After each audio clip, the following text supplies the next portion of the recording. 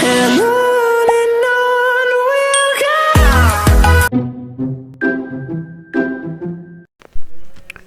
First, open po natin yung Photoshop CC.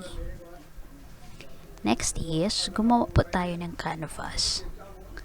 Click po natin yung File, New. Select po natin yung landscape. And the size is 2x3. Dapat po naka-white yung background. Then, click po natin yung OK.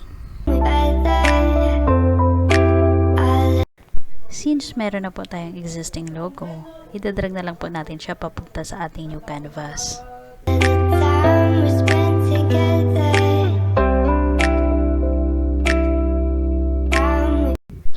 Idadrag na rin po natin ang ating title. Malalaman po natin kung iyon ang layer na idadrag natin by simply pointing the cursor on the layer, right-clicking the mouse, and drag the layer to the other canvas.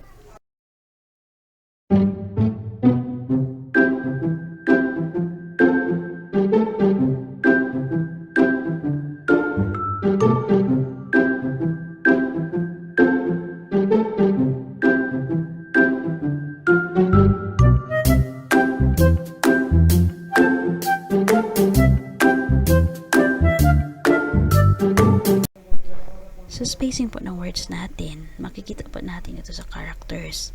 I-highlight po natin yung mga words. Pwede po natin i-select yung auto or same font size na lang natin.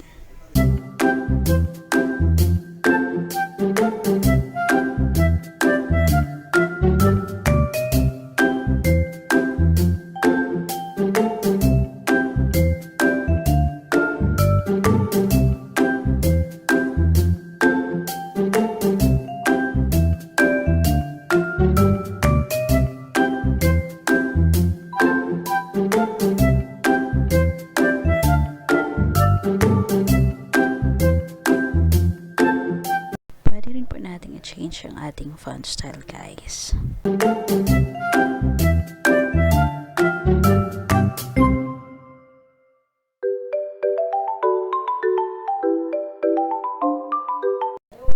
Since maliit po yung canvas natin, guys, pwede natin itong palakihin. Just click Ctrl, Alt, C, or Image and Canvas Size, then adjust the size and click OK.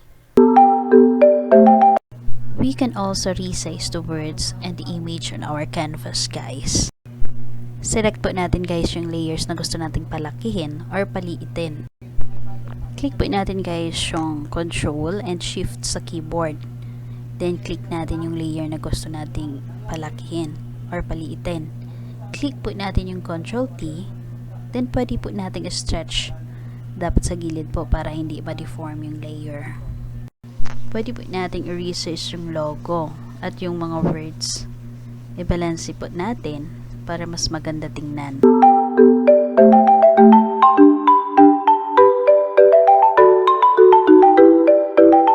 By the way, guys, if you are new to my channel, please click subscribe and hit notification bell para ma-notified po kayo kapag mayroon akong bagong videos. Thank you!